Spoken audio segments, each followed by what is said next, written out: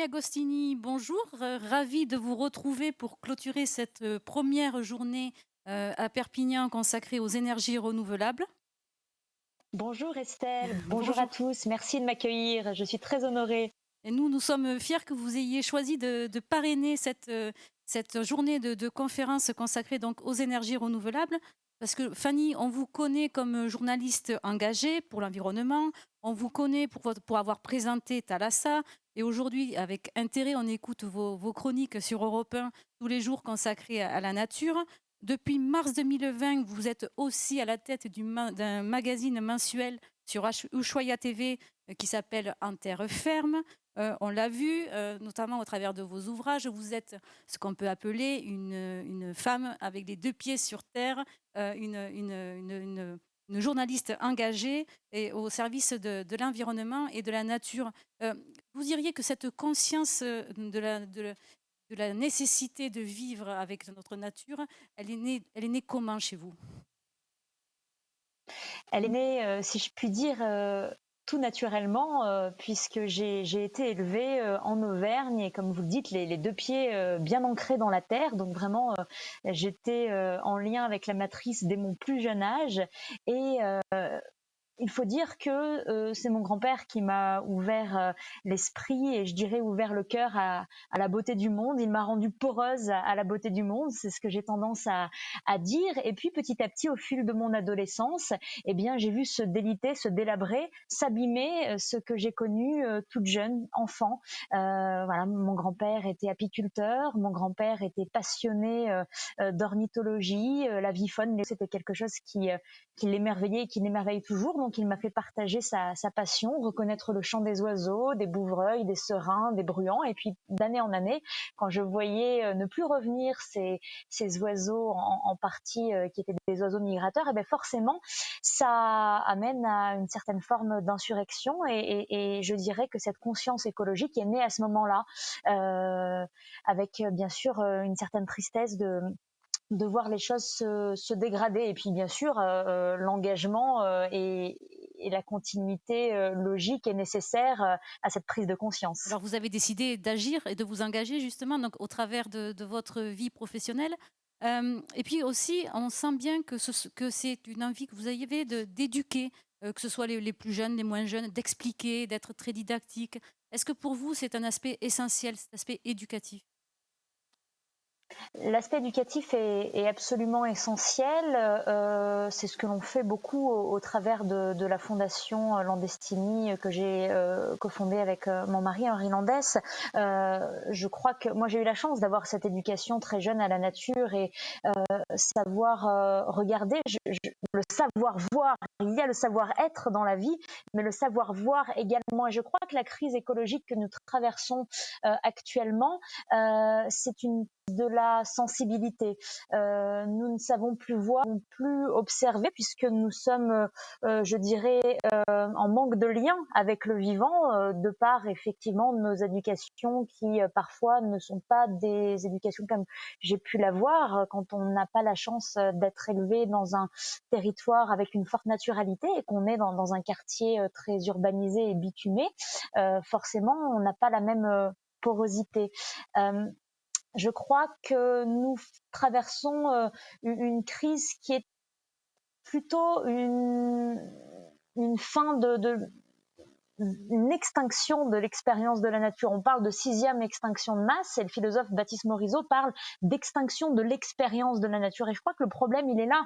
Et puisque ce grand forum est consacré à l'énergie, je crois que tout un chacun et tout secteur confondu, que l'on parle des énergéticiens, des politiques, des industriels, comme vous et moi, nous devons nous reconnecter avec la Terre et nous reconnecter, j'aime pas ce mot reconnecter, mais retrouver du lien avec la matrice et avec le vivant pour ne plus, je dirais, traiter les sujets ou essayer de résoudre les problèmes par secteur et façon technocrate. Je crois que la crise écologique s'est beaucoup polarisée sur le changement climatique est devenu extrêmement technique, alors que il est vraiment question de retrouver le lien avec la nature par-dessus tout et de retrouver une certaine forme de sensibilité et d'amour pour la nature. Justement, et au quotidien, comment convaincre la plupart de nos concitoyens de se reconnecter, même si le terme effectivement n'est pas joli, de se reconnecter à cette nature?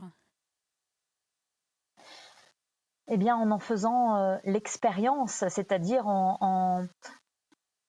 il y a d'un côté effectivement, il y a une certaine dualité avec les enfants, parce que si l'on parle de l'éducation, nous parlons de la jeunesse, qui sont élevés au contact direct avec la nature. J'habite aujourd'hui un territoire, un petit village où effectivement les enfants, tous les parents ont plus ou moins un pied dans le secteur agricole, ont des fermes autour d'eux, ont tous un jardin potager à la maison. Ça, effectivement, c'est très précieux.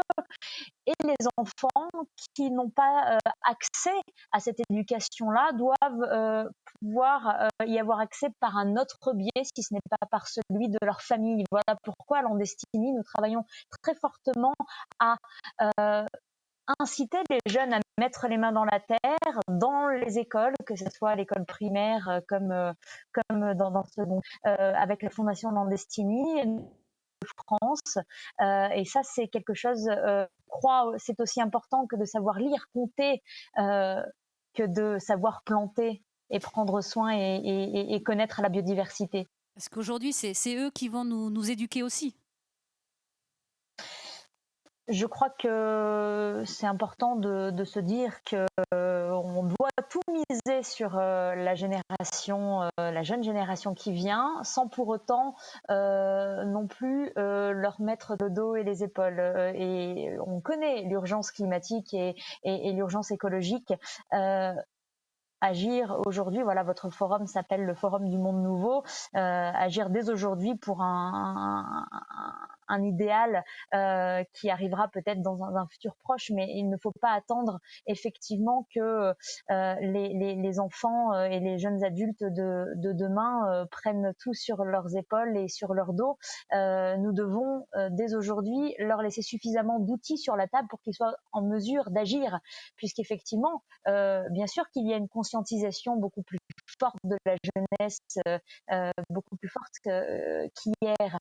Mais si les enfants sont dépossédés d'outils et sont livrés, je dirais, à un avenir avec un mur et une impasse climatique, une impasse en termes d'érosion de la biodiversité, puisque tous les jours, chaque jour qui passe, des seuils d'irréversibilité sont franchis.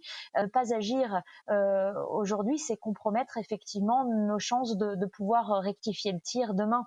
On doit se mettre en ordre de bataille dès aujourd'hui. Et dans tous les secteurs. Voilà, alors on parle de l'énergie, mais on peut faire le lien avec l'agriculture, avec l'alimentation, la biodiversité, le climat. Ne polarisons pas tout sur les enjeux climatiques et sur ce fameux gaz à effet de serre. Ce n'est pas là l'essentiel et arrêtons en silo. On a vu tout à l'heure avec une de nos intervenantes, on parlait de la crise sanitaire qu'on traverse actuellement. Elle nous disait que la crise sanitaire est liée forcément aux enjeux climatiques et au dérèglement climatique. Donc en fait, c'est un petit revers de cette crise-là. Et par contre, cette crise, elle a apporté quelque chose de positif, c'est un désir de relocalisation et se reconnexion aussi au circuit court.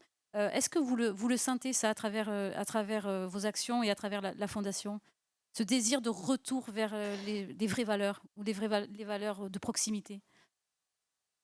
On le sent, et puis ce qui est merveilleux, c'est qu'effectivement, dans l'adversité, on s'est rendu compte que l'humanité avait de la ressource et que cette volonté de recréer du lien, de l'entraide, c'est ce que l'on voit. Moi, j'habite dans un village de 300 habitants aujourd'hui, et on voit qu'effectivement, un système d'entraide se réétoffe, puisqu'il existait déjà ce tissu auparavant, mais on voit qu'effectivement, cette adversité permet d'aller au-devant de ce genre de difficultés, que voilà, on parle beaucoup d'AMAP, de production locale alimentaire. Il y a aussi la question énergétique. J'habite sur un territoire agricole avec de nombreuses fermes, et non pas des firmes, hein, des fermes à petite échelle qui diversifient leurs activités dans l'agritourisme, mais aussi dans la production d'énergie. Énormément d'agriculteurs deviennent eux-mêmes producteurs d'énergie à travers la méthanisation et puis deviennent plus globalement des alliés contre le changement climatique. Vous savez que on tape beaucoup sur les agriculteurs, mais il faut compter avec eux pour la suite des événements et pour rectifier le tir en matière de crise climatique. Les agriculteurs ont beaucoup à nous apporter, notamment en ce qui concerne le stockage du carbone dans les sols. Et on fait souvent la critique de l'élevage comme principale source d'émissions de gaz à effet de serre. Or, l'agriculture en séquestre énormément, pas n'importe laquelle, évidemment. J'habite un territoire et l'Occitanie aussi en fait partie, où il y a quand même de vastes espaces et des pâturages qui permettent des rotations de culture, mais aussi des systèmes herbagés pour que les bêtes puissent manger dans les prairies de la bonne herbe, du bon fourrage, et en retour, les sols sont un compartiment qui séquestre énormément de carbone, et puis à travers la méthanisation, c'est-à-dire toute cette biomasse, les déchets végétaux, mais aussi les effluents agricoles, enfin tout ce qui est lisier, permettent de mettre toute cette matière dans des digesteurs, les bactéries les dégradent, et paf, ça fait de l'énergie qu'on peut réinjecter dans le réseau, donc une production locale d'énergie. On a souvent tendance à voir ça d'un mauvais œil en disant déjà méthanisation, mais ça veut dire que c'est très émissif. Au contraire, je dirais même pas du tout. C'est même une solution extrêmement intelligente parce qu'il n'y a pas de rejet de gaz à effet de serre. On revalorise des sous-produits agricoles pour fabriquer de l'énergie. Ça permet de diversifier les sources de revenus de nos agriculteurs, et puis ça ne vient pas en concurrence avec les cultures vivrières, puisque par la rotation de cultures, on peut produire du végétal pour ne pas laisser les sols à nu, et ces déchets végétaux les mettre dans les digesteurs pour fabriquer de l'énergie. Donc c'est une solution parmi énormément d'autres dans le mix énergétique, mais une solution dont il faut tenir compte. C'est pour ça que je vous parlais tout à l'heure en introduction qu'il faut effectivement faire le lien entre énergie, climat, agriculture, alimentation, biodiversité, tout est lié. C'est ça. On l'a vu là, nous, tout au long de cette journée qui était pour le coup spécifiquement consacrée aux énergies renouvelables. Il y a beaucoup, beaucoup de projets citoyens qui émergent. Alors, sur l'ensemble du territoire, on a beaucoup parlé aujourd'hui ici du territoire Occitanie et de nombreux projets de photovoltaïque, mais pas que. Est-ce que vous constatez aussi, vous, dans votre région, cet engouement pour les projets citoyens, pour l'envie de s'engager pour la planète et puis pour faire de l'énergie verte? Il y a un engagement certain, c'est même devenu une préoccupation dans tous les esprits. On voit émerger sur le territoire Auvergne-Rhône-Alpes énormément d'initiatives, et ce ne sont plus maintenant je dirais des initiatives à la marge. Ça prend énormément d'ampleur. Je faisais référence à la méthanisation, c'est quelque chose qui prend corps vraiment. Et puis en termes d'énergie, alors je vais m'éloigner un petit peu de la région Auvergne, et ça concerne en marge l'Occitanie, parce que vous avez un petit côté maritime, enfin l'arc méditerranéen sur votre territoire. Là, c'est l'ancienne présentatrice Thalassa qui vous parle. J'ai eu la chance aussi de pouvoir voir de mes yeux des territoires qui s'organisent aussi pour produire de l'énergie localement à travers une énergie parfaitement renouvelable, à disposition, sous-exploitée, la force houlomotrice, la force des vagues. Et ça, c'est un potentiel énergétique absolument merveilleux, incroyable. Pour vous donner une idée, déjà en France, il faut considérer qu'on a plus de 3000 France métropolitaine, 3400 km de côte. Quand on compte les outre-mer, et la deuxième force maritime au monde, après les États-Unis, hein, deuxième espace maritime le plus vaste.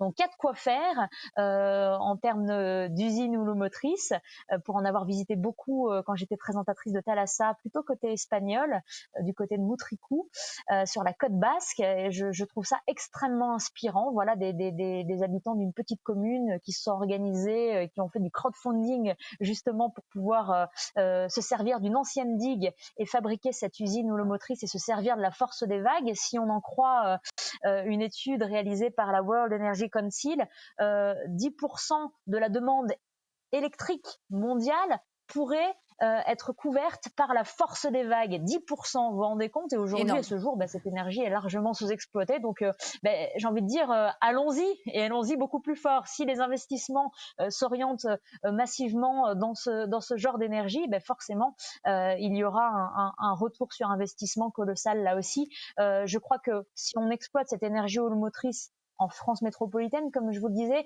ça représente 40 TWh par an. Je crois que c'est l'équivalent de 4 à 5 réacteurs nucléaires. Donc voilà, ça permet d'avoir quelques ordres de grandeur en tête et de se dire que oui, c'est une solution efficace et opérationnelle. Et on l'a vu aussi tout au long de cette journée qui en plus se passe à l'incubateur d'entreprise de la fac de Perpignan. Il y a beaucoup, beaucoup d'innovations. Est-ce que vous avez pu constater ça, vous aussi? Beaucoup de startups qui imaginent, qui se battent, qui défendent des projets vraiment très encourageants.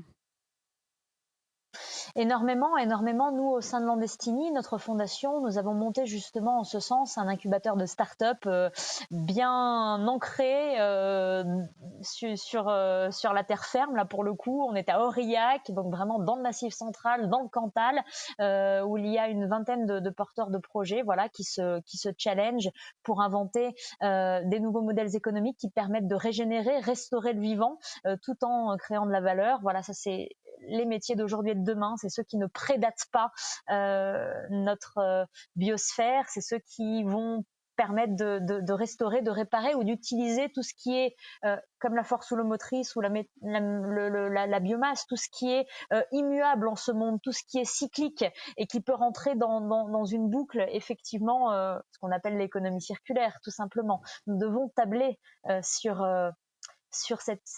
les énergies non carbonées et à disposition, voilà, tout comme le vent, le soleil, les vagues et le reste. On voit énormément d'inventivité dans nos territoires, avec, je dirais, de plus en plus d'appétence pour le biomimétisme, s'inspirer du vivant, s'inspirer de la nature qui est une machine à produire de l'énergie de manière continue et circulaire. Quand on regarde ne serait-ce que la végétation et surtout l'arbre, qui est vraiment le pilier de la production d'énergie grâce à ces ramures et toutes ces feuilles qui, via la photosynthèse, permettent de fabriquer l'énergie, enfin d'utiliser l'énergie solaire et le rayonnement solaire pour fabriquer du sucre essentiel à la vie végétale. Je crois que oui, nous devons nous inspirer de la nature et regarder à quel point celle-ci est efficace et travaille en réseau. Justement, ici, à l'incubateur de Perpignan, est né l'arbre solaire. Je vous invite à regarder sur un coin écosiste. C'est assez spectaculaire. C'est un arbre solaire, comme son nom l'indique. On a vu aussi, voir ça. ouais, on a vu ici aussi aujourd'hui que l'énergie verte, ça pouvait aussi, sans tabou, constituer un investissement financier. Est-ce que c'est aussi un moyen de convaincre des personnes de regarder un petit peu ce qui se passe de ce côté-là? Leur dire, vous pouvez investir dans des projets, c'est des projets qui rapporteront aussi de l'argent, quoi. Là, vous ciblez quelque chose d'essentiel à mon sens. Parler de rentabilité, parler de retour sur investissement conséquent, parler d'efficience, c'est important d'utiliser ce vocable-là pour convaincre qu'effectivement, ce sont des solutions efficientes qui permettent de rapporter et de générer une croissance qualitative. Là, j'emploie un petit peu j'utilise les mots de Bertrand Piccard. Donc, vous connaissez Bertrand, qui a créé le Solar Impulse, le premier avion solaire à avoir fait le tour du monde.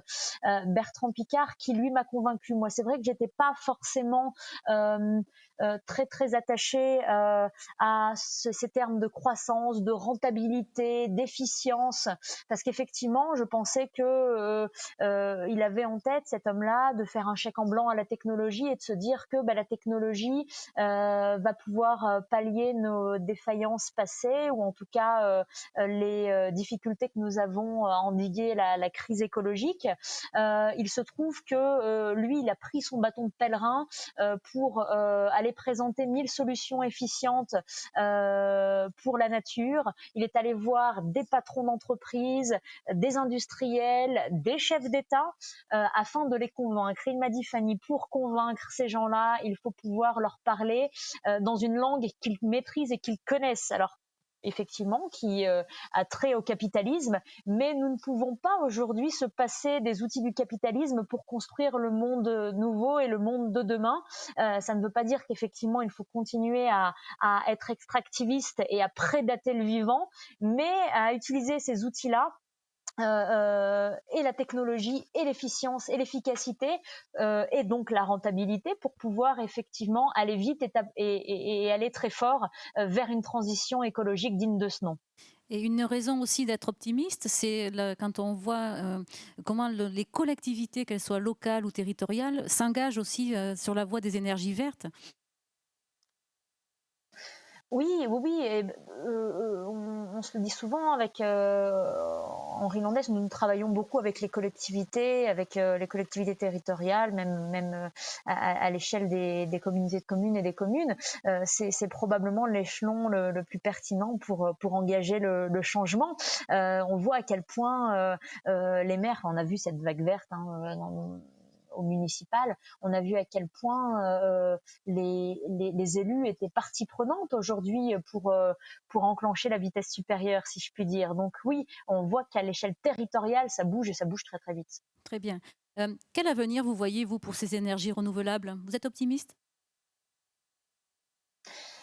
Je suis résolument optimiste, parce que je me dis que nous ne pouvons pas faire sans. La transition écologique est une transition énergétique, mais nous devons avant tout essayer de nous élever pour sortir de ce discours extrêmement technique, voilà, sur le sujet. Il ne s'agit pas aujourd'hui de se dire et de faire des raccourcis et de se dire que la solution, elle est en arrêtant de prendre l'avion, par exemple. Nous avons reçu dans mon émission En Terre Ferme un spécialiste de la question, qui travaille sur les énergies, mais aussi, il s'appelle François Gémen, sur les politiques migratoires et les conséquences sur les déplacements humains du changement climatique.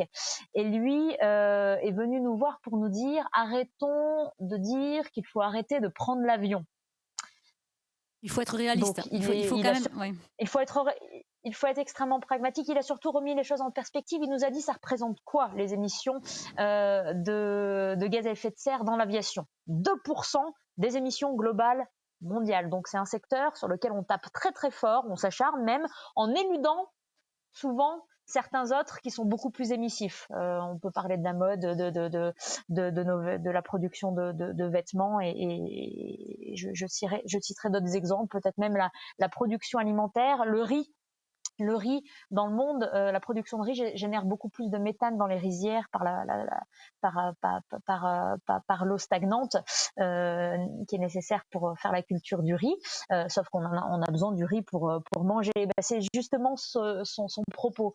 Il y a une distinction à faire dans nos émissions de gaz à effet de serre en fonction de leur utilité sociale. Prendre l'avion peut avoir une utilité sociale. Il y a tout un monde, une personne qui va prendre l'avion tous les 4 matins pour aller faire du shopping à Milan ou à New York, ou un étudiant qui va prendre l'avion pour la première fois de sa vie en Erasmus pour aller poursuivre ses études, et cette année à l'étranger va changer le cours de son existence, et il va pouvoir apprendre une langue étrangère et vivre une expérience transformatrice. Il y a un monde entre et pourtant le vol en lui-même va générer autant de gaz à effet de serre. bien sûr que le secteur de l'aviation doit opérer lui aussi une transition, mais avant que toute la flotte ne passe en énergie renouvelable. Voilà, quand un Boeing est construit, c'est pour une durée de 30 ans. Les choses voilà, prennent du temps à se mettre en place. Donc, est-ce qu'il faut se priver aujourd'hui de prendre l'allemand? Pas. En revanche, la question à se poser, c'est est-ce que les énergies renouvelables qui sont à disposition, et pour reprendre l'exemple du secteur de l'aviation, lorsque à l'image l'image que nous a montré Bertrand Piccard, de pouvoir voler grâce à l'énergie solaire. Si demain nous voler dans des avions long courrier à énergie solaire, dans un premier temps, forcément, ce sera hors de prix. Ne pas faire culpabiliser les gens, et demain, il ne faut pas que le privilège de ne pas polluer devienne quelque chose qui soit réservé intégralement aux personnes aisées et qui ont le portefeuille et les moyens. Voilà, ne pas polluer, il ne faut pas que ne pas polluer devienne un privilège de riches au détriment des gens qui n'ont pas forcément, qui n'auront pas les moyens de prendre un ticket pour ce genre d'avion. Donc là aussi, il y a une dimension extrêmement sociale à la question énergétique, et ce sur quoi voilà, j'attire aussi votre attention, peut-être lors de ce forum, vous avez soulevé la question. Oui, c'est pour ça qu'il faut pouvoir convaincre la majorité de personnes tout en s'adaptant effectivement à leur niveau de vie, à leur environnement propre, elles aussi, et prendre en compte leurs difficultés aussi au quotidien. On est bien d'accord. Vous parliez tout à l'heure de votre incubateur d'entreprise. Est-ce que vous avez, vous, des pépites à nous présenter, des sociétés qui seraient incubées chez vous et qui seraient vraiment très innovantes et que vous auriez envie de mettre en avant aussi pour cette journée? Alors, dans le secteur énergétique, au sein de l'incubateur Landestini, nous n'avons pas forcément de start-upers voilà, qui travaillent sur ce secteur et sur la question. En revanche, effectivement, il y a une panoplie de personnes innovantes. Je peux vous en citer une, par exemple, une entreprise qui s'appelle Step One et qui fait, alors vous allez trouver ça anecdotique, mais c'est pas du tout anecdotique, qui fait des produits d'hygiène en poudre, voilà, qui peuvent se dissoudre dans l'eau. Cette personne-là a inventé ce process. Elle est biochimiste de formation. Elle s'appelle Héloïse. Elle a travaillé auparavant dans l'humanitaire et s'est posé la question, lorsqu'elle était sur des camps de réfugiés, de comment effectivement avoir accès aux produits d'hygiène quand on était en situation effectivement extrêmement spartiate, et comment pouvoir transporter beaucoup de produits d'hygiène, mais voilà, de façon massive, mais qui pèse le moins lourd possible. Donc c'est comme ça qu'elle a inventé effectivement toute cette gamme en poudre qui peut se dissoudre dans l'eau de pluie ou dans l'eau de rivière, qui ne porte pas atteinte à l'écosystème parce qu'il est non polluant, et donc riche de cette expérience. Quand elle était sur le terrain, elle s'est dit pourquoi pas élargir au plus grand nombre, en sachant qu'effectivement les déchets plastiques sont une grande, même une immense problématique aujourd'hui, donc les contenants plastiques, et donc elle a sorti cette gamme, mais d'une manière extrêmement pertinente, si je puis dire, puisqu'elle a développé des franchises, et dans chaque territoire, l'idée est que soit utiliser des ingrédients spécifiques au territoire donné, c'est-à-dire qu'en Occitanie, on utiliserait, ou dans telle commune, on utiliserait tel ou tel produit, telle ou telle racine, telle ou telle essence, et ce ne seraient pas les mêmes ingrédients, et ce ne sont pas les mêmes ingrédients du côté de Lille, du côté de Clermont-Ferrand, du côté d'Aurillac ou de Lyon. Là est la force de son produit. Voilà, on n'essaye pas de massifier une recette, parce que c'est à ce moment-là où on rentre dans des travers de monoculture, de production intensive, mais on s'adapte en fonction de ce qu'on a sous la main dans chaque territoire. Donc bravo à Héloïse et à Step One, parce que c'est quelque chose qui commence à prendre du feu de Dieu. Du micro local par excellence. C'est ça. Fanny, vous, on l'a dit, vous co-présidez l'ONG Landestini. Et alors, j'ai vu que Landestini organise la première Coupe de France des potagers. Qu'est-ce que c'est que ça? on parlait tout à l'heure d'expérience de la nature et de l'importance de mettre les mains dans la terre et que ce côté sensoriel manque à nos vies. Nous nous attelons avec Landestini effectivement à promouvoir les potagers et à inciter les écoles à en implanter au sein de leur structure. Voilà pourquoi nous avons lancé cette année la Coupe de France du potager qui, pour l'instant, regroupe presque 300 inscriptions maintenant, 300 écoles inscrites dans toute la France et même dans les dom-toms. L'idée étant effectivement de créer une compétition saine autour de la création de potagers. Donc tout ça fait l'objet d'une médiatisation via TF1. Donc c'est un petit peu le The Voice du potager, si vous voulez une image concrète. Ouais. Et tout ça est extrêmement stimulant parce qu'on se rend compte qu'il y a une forte envie, une forte demande. Je parlais des écoles. C'est une compétition ouverte aux écoles, mais également aux jardins ouvriers, aux centres de loisirs, à tous ceux effectivement qui croient qu'ils peuvent se challenger pour ce genre de concours. Donc on est très content, effectivement, c'est la première année et ça prend déjà une belle envergure, d'autant qu'avec la crise Covid, être dehors pour apprendre, c'est mieux pour nos enfants. C'est clair. Et est-ce qu'on peut encore s'inscrire ou c'est fini? Comment bonne année? Alors, je me tourne vers Henri Landès qui est juste à côté de moi. Les inscriptions, la clôture, c'est pour 15 mars. Le 15 mars. Vous avez encore le temps de vous inscrire en Occitanie. Dépêchez-vous. Il faut on va venir. Et j'imagine que le but est de rendre un potager éco-responsable. Éco-responsable, il y a différents critères. Donc, il y a un jury d'experts qui va juste avant l'été pouvoir délibérer. Les critères sont la beauté du potager, les valeurs de partage, la débrouillardise, mais aussi tout ce qui est lien social. Voilà, il y a une dizaine de critères comme ça qui seront mis en avant et qui vont servir de barème pour notre jury. Donc voilà, on vous attend, l'Occitanie. Je crois qu'on a quelques écoles dans la région, Henri. On a combien d'écoles? Quelques-unes, peut-être une vingtaine, mais on en veut plus. On va surveiller ça de près, on va les inciter à s'inscrire. Les résultats tomberont?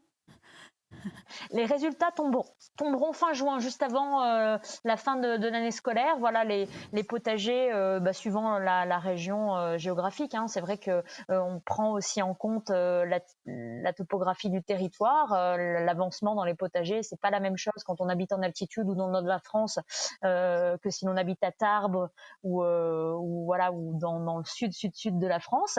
Donc on tiendra bien sûr, on prendra en compte bien sûr ce genre d'inégalité, mais le verdict sera rendu fin juin. On a hâte. Merci beaucoup. Merci encore d'avoir accepté d'être la marraine de cette journée. Une journée un peu exceptionnelle cause Covid, bien évidemment, puisque beaucoup d'intervenants étaient en visio. C'est un peu dommage, mais tant pis. On a quand même réussi à échanger et à partager de belles idées. Merci Fanny encore de votre implication. Merci beaucoup Estelle, merci Monsieur Hoquet et merci aussi à toute l'équipe du Monde Nouveau. Ce fut un plaisir pour moi. À bientôt. Merci. À bientôt. Au revoir. Merci beaucoup, merci à tous de nous avoir suivis sur cette longue journée de table ronde et de séquences inspirantes. J'espère que comme nous, vous avez appris beaucoup de choses aujourd'hui. Rendez-vous donc en octobre à Montpellier pour le Salon du Monde Nouveau, 2e édition. En attendant, d'ici là, n'hésitez pas à suivre toute l'actualité du Monde Nouveau sur le site du Monde Nouveau. Merci beaucoup.